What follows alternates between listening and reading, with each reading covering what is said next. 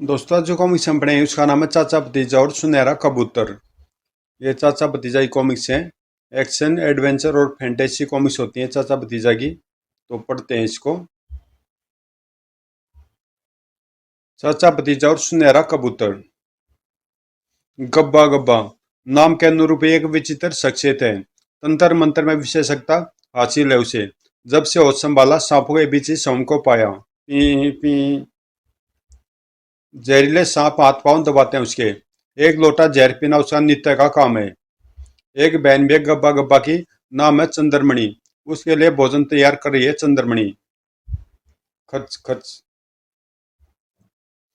अपने काम से निबटकर झोपड़ी में प्रविष्ट हुआ गब्बा गब्बा। क्या बना रही हो चंद्रमणि? बहुत भूख लगी है। भैया सांपों की सब्जी बहुत पसंद है ना तुम्हें, वही बना रही हूँ। वाह बहन मेरा कितना ख्याल रखती हो। दोनों ने भरपेट भोजन किया। उसी रात, मैं जा रहा हूँ बहन। कब लौटोगे भैया?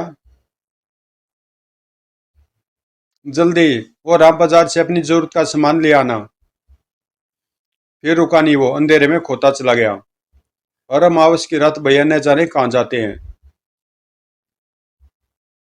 चंद्रमणि तब तक घूरती रही जब गब्बा गब्बा को, जब तक कि वह अंधेरे का ये एक हिस्सा न बन गया हो। उफ, पिछली बार 25 दिन बाद लौटे थे। इस बार उदास मन से बिस्तर पर करवटें बदलती रही चंद्रमणि। सुबह सीमावर्ती राज्य सूरजगढ़ की ओर चली जा रही थी चंद्रमणि। खरीदारी करने वह अक्सर इसी राज्य में जाती थी। बाजार में जा पहुंची चंद्रमणि। 2 किलो गोभी देना भैया, अभी लो। खरीदारी करके जो ही वह चलने को हुई, सुनो सुनो, यह कैसा शोर है? डम डम डम। शोर की दिशा में बढ़ चली वो। दरबारी मुनादी करता था वो। सूरजगढ़ की प्राचीन परंपरा के अनुसार युवराज कन्नूर सिंह आज राज्य की सबसे सुंदर युवती को सम्मानित करेंगे। युवती से अनुरोध है कि अपनी किस्मत आजमाई। डम डम डम। ओ तो ये बात है, इसलिए ये भाग दौड़ हो रही है। जल्दी चलो। हाँ भाई, इस बार तो राजकुमार इसे ही राज्य सुंदरी का खिताब देंगे। उधर राजमहल का प्रांगण खचाखच भर चुका था। ठीक इसी वक्त उठ खड़ा हुआ राज्य का सूचना मंत्री ढोल प्रसाद। सावधान, शीघ्र ही राजकुमार कनक सिंह राज्य सुंदरी का चुनाव करने जा रहे हैं। सुंदरियों के दिलों की धड़कनें आसमान छूने लगी। राजकुमार कनक सिंह गौर से सुंदरियों का अवलोकन करने लगे। चंद्रमणि भी तमाशबीनों के बीच आ खड़ी हुई। अजीब तमाशा है।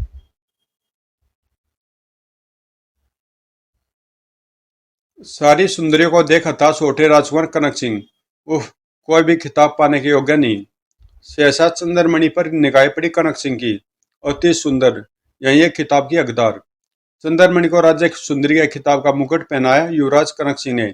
बधाई हो सुंदरी, क्या नाम है तुम्हारा? बोचकी रह गई चंद्रमणि। बड़ी मुश्किल से बोल फूटे उसके मुंह से। चंद्रमणि, मैं इस मुकुट के योग्य नहीं युवराज। ठीक इसी वक्त दार उठे राज पुरोहित भीषम देव। लड़की, किस कुल में जन्म लिया तुमने? कौन है तुम्हारे माँ बाप? सफेद पड़ गया चंद्रमणि का जिस्म, मानो सारा रक्त निकाल लिया गया हो।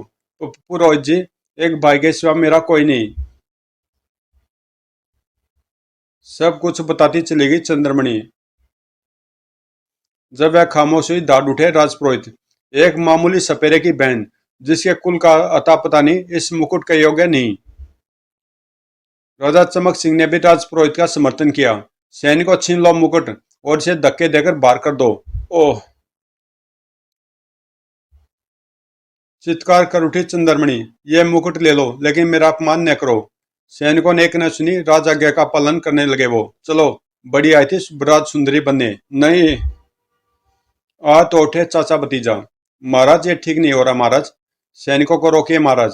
राज्य परंपरा को हम नहीं तोड़ सकते चाचा जी। छोड़ दो मुझे, मैं खुद चली जाऊंगी। युवराज कनक सिंह का हृदय भी भर उठा। उफ, उसके अपमान का मैं कोई हक नहीं, लेकिन यह परंपराएं। पुरोहित भीषम देव के चेहरे पर गुरु की चाशनी पुती हुई थी। राज्य के बाहर फेंक दो इस नामुराद को।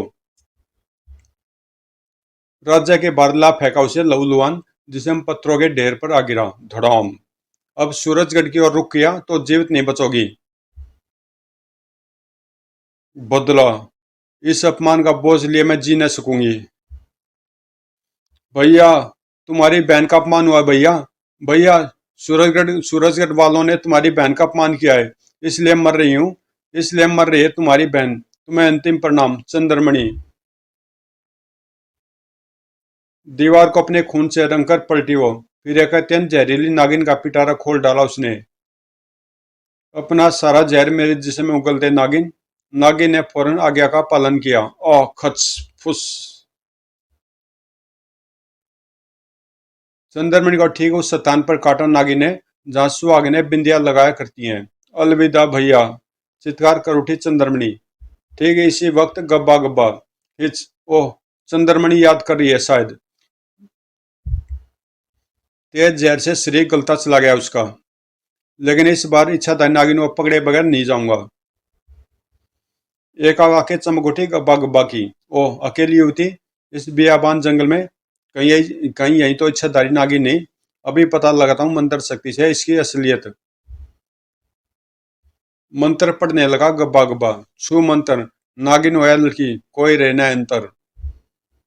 सचमुच इच्छाधारी नागिन थी वो लड़की। उछल पड़ा गब्बा गब्बा। तो मेरा अनुमान सही निकला।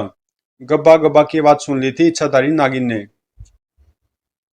फुर्ती से पीछे पलटी वो। उफ।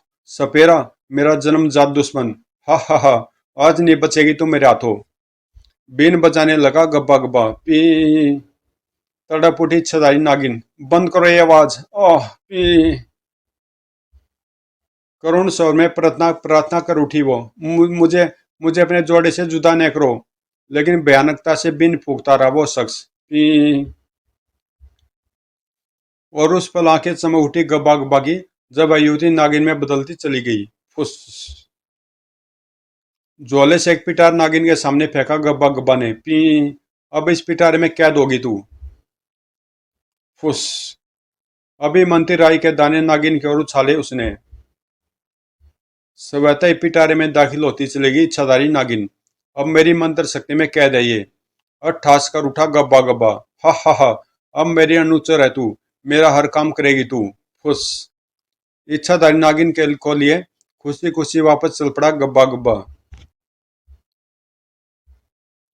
अपनी झोपड़ी के बाहर आ पहुंचा वो। चंद्रमणि, बहन देख मैं क्या लाया हूं। अंदर। ओ ये कंकाल कैसा।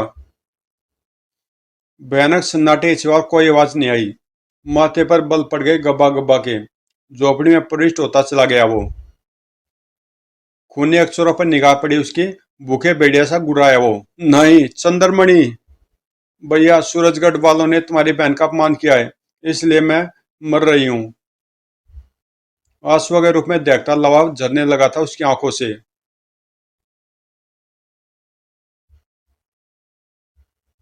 तेरी शपथ लेता हूँ, मैं सूरजगढ़ को बर्बाद कर दूंगा। इच्छाधारी नागिन का पिटारा खोल डाला गब्बा गब्बा ने। इच्छाधारी नागिन, अपनी सारी शक्तियां मेरे सिर में प्रविष्ट कर। जो आ गया स्वामी। फुस। देखते देखते गब्बा गब्बा के जिस्म में समाती चलेगी इच्छाधारी नागिन की सारी शक्तियां। शू। अब मन चार रूप धारण कर सकता था गब्बा गब्बा। बदला बदला। जबकि इच्छाधारी नागिन शक्तिहीन हुई पिटारे में पड़ी थी। कुछ सोच रहा था गब्बा गब्बा। रूप बदलकर चलता हूँ सूरजगढ़। देखते देखते सुनहरे कबूतर में बदलता चला गया गब्बा गब्बा। फिर आकाश मार्ग से सूरजगढ़ की ओर उड़ता चला गया। सुनहरा कबूतर बना गब्बा गब्बा। अब ठीक है। अपने नित्य कर्मों में मशगूल थे सूरजगढ़ के राजपुरोहित भीष्मदेव। ओम सूर्य देवाय नमः। एक आग चौक पड़े हुए हो। सुनहरा कबूतर। सब सब फुर्र। पाठक जानते ही हैं ये कबूतर गब्बा गब्बा है। फुर्र। उफ। ये तो मेरे सिर के चारों तरफ चक्कर काटने लगा। सिर चकराने लगा भीष्मदेव का। आई। चित्कार करते हुए जमीन पर जा गिरे वो। आई। धड़ाम। उफ। कंकाल में बदल गया भीष्मदेव का जिस्म। हिच। अंतिम हिचकी ली भीष्मदेव के कंकाल ने। सारी घटना देख रहा था राजपुरोहित का अनुचर वीरवान। जंगल में लगी आग की भांति खबर सारे सूरजगढ़ में फैल गई। राजपुरोहित कंकाल में बदल गए। राज दरबार में भी मची हुई थी हलचल। ओह, लेकिन ये हुआ कैसे? उफ। सब कुछ बताया वीरवान ने। महाराज चमक सिंह ने सूचना मंत्री डोल प्रसाद को आदेश दिया। प्रजा को सुनहरे कबूतर से खबरदार करवा दीजिए डोल प्रसाद जी। जी महाराज, हमें चाचा भतीजा से परामर्श करना होगा। चमक सिंह को ढाढ़स बंधाया चाचा भतीजा ने। आप निश्चिंत रहे महाराज, सुनहरे कबूतर की असलियत हम जल्दी बेनकाब कर देंगे। धन्यवाद। उधर लोगों में मचा हुआ था हड़कंप। सुनहरा कबूतर पीछा कर रहा था उनका। भागो, बचाओ। अब तक अनगिनत लोगों को कंकाल में बदल चुका था सुनहरा कबूतर। फुर, बचाओ। ठीक इसी वक्त चाचा भतीजा आप पहुंचे वहां। इसने तो उस औरत को कंकाल में बदल दिया चाचा जी। उफ। दोनों को घूर कर देखा कबूतर ने। शिकार। फुर। दोनों पर झपटा वो। ये तो हमारी तरफ आ रहा है चाचा जी, अभी रोकता हूं इसे। मंत्र शक्ति से तीर कमान प्रकट हुआ चाचा जी के हाथ में। सन। सुनहरे कबूतर की ओर खींच मारा तीर उन्होंने। लेकिन ये क्या? कड़ाक। कबूतर लगने से पहले ही टुकड़ों में बट गया। धू धू कर जल उठा तीर। चिंतित स्वर में बड़बड़ा उठे चाचा जी। मायावी कबूतर लगता है। भतीजा अब तक चिराग के जिन का आह्वान कर चुका था। क्या हुक्म है मेरे आका? इस कबूतर की असलियत बताओ। घबरा उठा जिन। उफ। पहले यहाँ से दूर निकल चलो, वरना ये हमें भी कंकाल बना देगा। आनंद फानन में तूफानी गति से जंगल की ओर चल पड़े सभी। गुर्र। कबूतर ने काफी दूर तक उनका पीछा किया, फिर लौट आया। जंगल में एक जगह। अरे, इस घने जंगल में झोपड़ी कैसी है चाचा जी? जिन, तुम्हें जवाब दो भतीजे के सवाल का। सुनहरे कबूतर की असलियत इसी झोपड़ी में दफन है भतीजे। आश्चर्य से उछलते उछलते बचे दोनों। कि क्या? पूरी बात बताओ जिन। बड़ा रहस्यमय स्वर उभरा जिन का। झोपड़ी में आपके सारे सवालों का हल मिलेगा चाचा जी, मैं चला। जिन के गायब होती झोपड़ी में घुसते चले गए दोनों। अंदर पहुंचते एक बार उछलते उछलते बचे दोनों। चंद्रमणि, इसे तो राजपुरोहित के कहने पर अपमानित किया गया था। हाँ, और ये शायद इसका भाई है। तो क्या यही सुनहरा कबूतर बना हुआ है चाचा जी? फिर इससे पहले कि चाचा जी कोई जवाब देते। हाँ, चंद्रमणि का भाई गब्बा गबाई सुनहरा कबूतर है। एक के बाद एक रहस्यमय घटनाएं घट रही थी। आश्चर्य का समुद्र लहरा रहा था दोनों के चेहरे पर। पिटारे में कोई है चाचा जी, मैं देखता हूँ। पिटारे का ढक्कन उलट दिया चाचा जी ने। शक्तिहीन इच्छाधारी नागिन थी पिटारे में। सांप। ओह, डरिए मत चाचा भतीजा।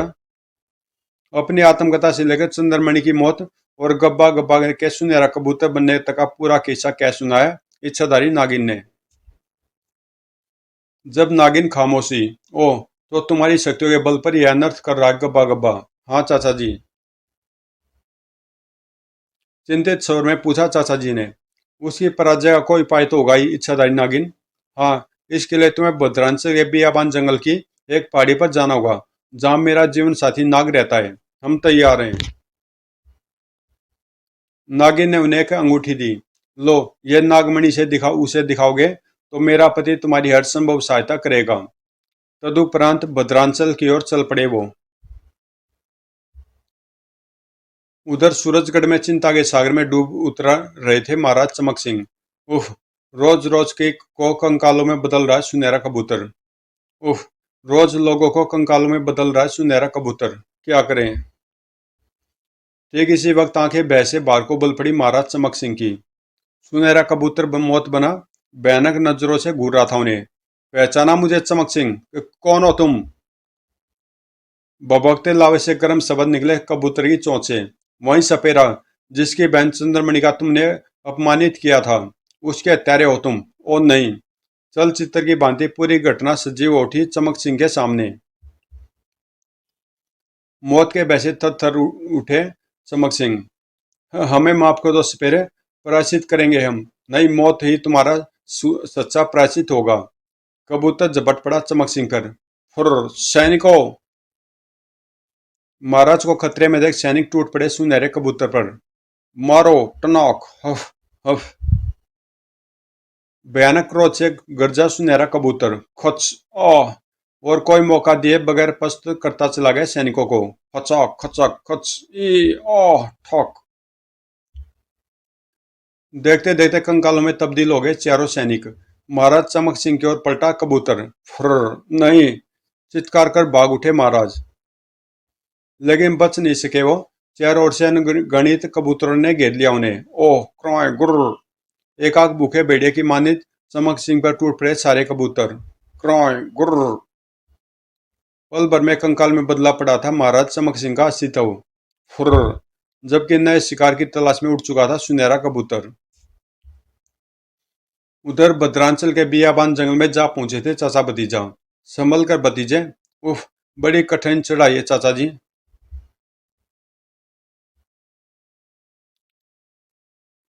दो आंखें लगातार उन्हें घूर रही थी। यह वही इच्छाधारी सांप था जिसकी तलाश में चाचा भतीजा वहां आए थे। मानव नफरत, मानव नफरत है मानवों से मुझे, फुस। एक दिन इन्हीं की जाति वाले ने मुझसे मेरी माता छीनी। भयानक तेजी से भतीजे पर झपटा वो। मैं इनकी जिंदगी छीन लूंगा, खतरा। चाचा भतीजा ने खतरा भांप लिया था शायद, लेकिन दोनों संभले तब तक देर हो चुकी थी। फुस, खच, आ। भतीजे को डस लिया था उसने। चित्कार कर उठे चाचा, नहीं भतीजे। भतीजे का बदन नीला पड़ता चला गया, मर गया भतीजा। नाग अब चाचा पर हमला बोल चुका था। ओह सराट, फुस। बड़ी मुश्किल से ये घातक वार बचाया चाचा जी ने। इस बार जो ही वार को तत्पर हुआ नाग, नागमणि। ओह, इच्छाधारी नागिन का नर जोड़ा लगता है। नागमणि पर निगाह पड़ी उसकी। ये नागमणि तुम्हें कहां से मिली मानव? इच्छाधारी नागिन ने दी। सारी बातें बताते चले गए चाचा जी। पश्चाताप से भर उठा नाग। ओह, मैंने ना की तुम्हारी साथी की जान ली। फौरन ही भतीजे का सारा जहर खींचता चला गया वो। सक सक। स्वस्थ हो उठ बैठा भतीजा। ओह, कैसे हुआ ये सब? भतीजे की जिज्ञासा शांत की चाचा जी ने। इच्छाधारी नाग अब एक सुंदर युवक के रूप में खड़ा था। ये तीर कमान ले जाइए चाचा जी, गब्बा गब्बा का अंत करेगा ये। धन्यवाद। युवक गायब हो गया। चाचा भतीजा वापस लौट पड़े। सब कुछ अविश्वसनीय सा लग रहा था उन्हें। उधर पूरे सूरजगढ़ को एक कंकाल खाने में बदल दिया था सुनहरे कबूतर ने। बड़ा भयानक प्रतिशोध लिया था उसने, लेकिन अब भी उसके प्रतिशोध की ज्वाला शांत नहीं हुई थी। और रहा मेरा आखिरी शिकार। दौड़ दौड़। बड़ा उदास था राजकुमार कनक सिंह। उफ, सारा राज्य तबाह कर दिया सुनहरे कबूतर ने। ठीक इसी वक्त नजरें सामने पड़ी कनक सिंह की। सुनहरे कबूतर को देख लिया था उसने। ओह, छोड़ूंगा नहीं इसे। कबूतर ने झपट्टा मारा। कतई न घबराए राजकुमार कनक सिंह। क्रोय, ओह। फुर्ती से वार बचाया उसने। फिर झपट्टा मारा कबूतर ने। फुर्र, फुर्ती से घोड़े से छलांग लगाई कनक सिंह ने। कबूतर जा टकराया घोड़े से। हिन कड़ाक, कंकाल में बदल गया घोड़ा। तुझे भी तेरे घोड़े की तरह कंकाल में बदल दूंगा। उफ। इस बार जो ही कबूतर उसकी ओर झपटा, तलवार वाला हाथ हवा में लहराया। खटाक, कबूतर से स्पर्श करते ही पिघलती चली गई तलवार। फर्र, ओह, मुश्किल है इससे पार पाना। और अब निश्चित मौत बढ़ चली कबूतर के रूप में। फर्र नहीं, लेकिन इससे पहले की मौत जिंदगी को निगल पाती, एक आग प्रभावशाली सवर ने फड़फड़ाते पैरों में ब्रेक लगा दिए। ठहरो गब्बा गब्बा। ओह, यह मेरा नाम कौन जानता है? चाचा जी थे उस प्रभावशाली सवर के मालिक। तुम्हारा खेल खत्म हुआ, तुम्हारा खेल खत्म हुआ चाहता है गब्बा गब्बा। अभी देखता हूं तुझे। बल्ला की फुर्ती से चाचा पर झपटा कबूतर, लेकिन इससे पहले कि वो चाचा तक पहुंचता, सन। कोई मौका नहीं मिला उसे। क्राय खच, तीर कमान से निकल चुका था और कोई मौका नहीं मिला उसे। क्राय खच, कटी पतंग के समान लहराता हुआ जमीन पर आ गिरा था वो।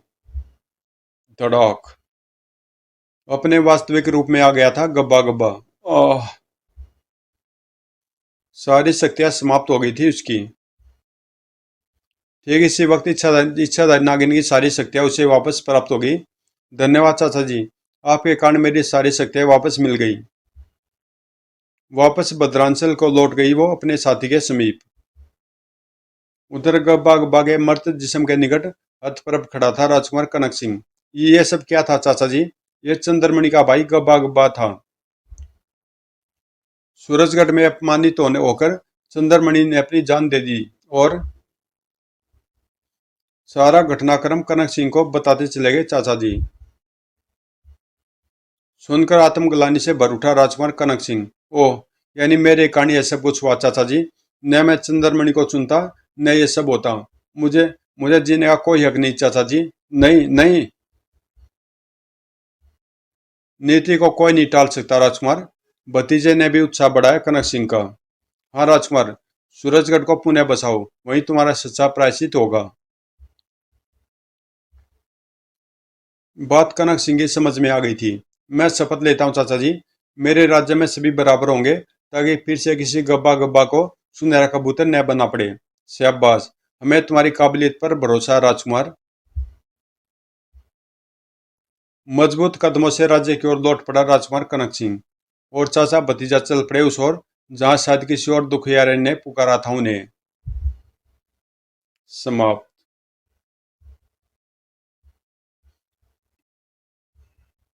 नटखट चालू और जादूगरी।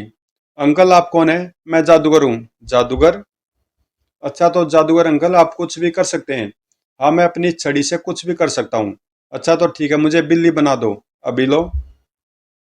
अकड़ा का बकड़ा छू छू बन जा तू बिल्ली। अगले पल, अब मैं घर जाकर सारी मलाई चट कर जाऊंगी।